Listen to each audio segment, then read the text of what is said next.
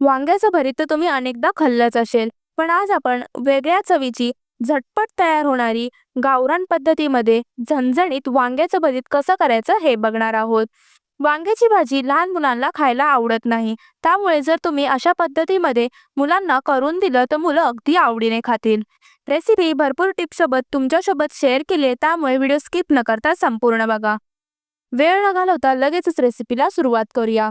इथे मी भरीतसाठी लागणारं मोठं वांग जे असतं ते घेतलंय. तुम्ही याऐवजी हिरवं मोठं वांग असतं ते सुद्धा घेऊ शकता. वांग मोठं असतं ते आतपर्यंत भाजलं जावं यासाठी वांग्याला चिरा देऊन घ्यायचे आहेत. मी वांग गॅसवरच भाजणार आहे, पण तुमच्याकडे जर चूल असेल तर तुम्ही चुलीवर सुद्धा भाजू शकता. चुलीवर भाजलेल्या वांग्याची चव आणखीन छान लागते.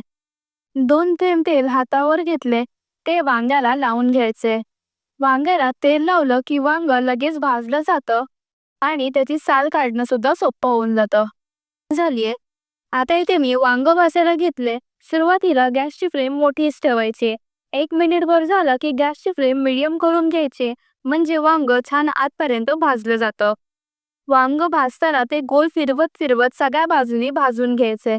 वांग्याचा खालचा भाग जो असतो तो थोडा जाड असतो, त्यामुळे मी तुम्हाला दाखवल्याप्रमाणे वांग उचलून खालच्या बाजूने सुद्धा ते व्यवस्थित भाजून घ्यायचे.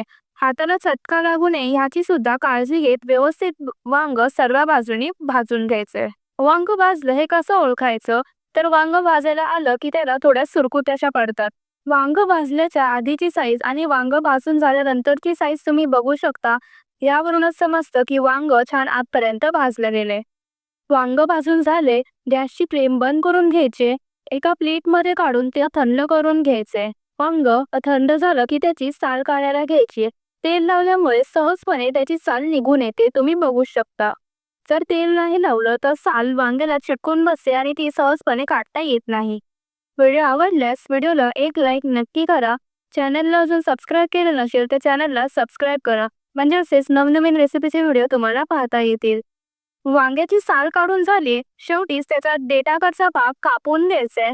देठ असल्यामुळे वांग भाजण्यास सोपं जातं आणि साल काढणं सुद्धा सोपं होऊन जातं. त्यामुळे शेवटीच वांग्याची देठ काढून घ्यायचे. साल काढून झाले की वांग मॅश करून घ्यायचे. मी फोकनी मॅश करून घेते, तुम्ही पावभाजी मॅशरने सुद्धा मॅश करून घेऊ शकता. यातच तुम्हाला मी आणखी एक रेसिपी सांगते.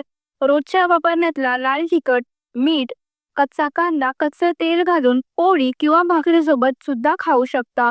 चवीला खूपच अप्रतिम लागतं. आणि जर तुम्हाला आणखी त्याची चव वाढवायची असेल तर त्यामध्ये थोडंसं दही मिक्स करून घातलं तरी सुद्धा खूपच अप्रतिम लागतं.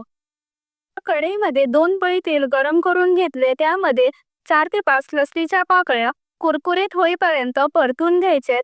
एक मोठा कांदा बारीक चिरून घेतलाय, तो सोनेरी रंगावरती परतून घ्यायचा. कांदा सोनेरी रंगावरती परतून झाला की त्यामध्ये बारीक चिरून घेतलेली कोथिंबीर घालून घ्यायची. फोडणीमध्ये कोथिंबीर घातली की कोथिंबीरचा स्वाद फोडणीमध्ये उतरतो.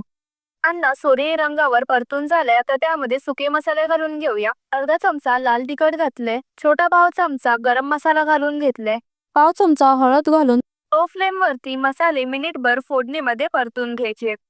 मसाले परतून झाले की त्यामध्ये मॅश करून ठेवलेले वांग घालून घ्यायचे. वांग मसाल्यामध्ये छान परतून घ्यायचे. चवीनुसार मीठ घालून घ्यायचे. वांग आतपर्यंत व्यवस्थित भाजलं गेले, त्यामुळे जास्त वेळ शिजवायची आवश्यकता नाही.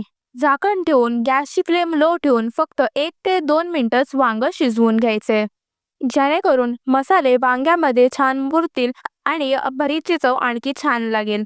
हे भरीत तुम्ही भातासोबत, चपातीसोबत किंवा भाकरीसोबत देखील खाऊ शकता. चवीला अप्रतिम तर लागतंच, त्याहूनही झटपट तयार होतं. तुम्हाला रेसिपी कशी वाटली ही कमेंट करून मला नक्की सांगा. रेसिपीची चव आणखी वाढवण्यासाठी त्यामध्ये 2 चमचे भाजलेल्या शेंगदाण्याचं कूट घालायचे. 1 ते 2 मिनिटभर पुन्हा परतून घ्यायचे. कोथिंबीर घालून रेसिपी गार्निश करून घ्यायची आहे. खाल्ल्यावर चव विसरता येणार नाही असं अप्रतिम चवीचं वांग्याचं भरीत तयार झाले. रेसिपी कशी वाटली हे कमेंट करून मला नक्की सांगा. भेटूया पुन्हा अशाच एका नवीन रेसिपीसोबत नवीन व्हिडिओमध्ये. तोपर्यंत धन्यवाद.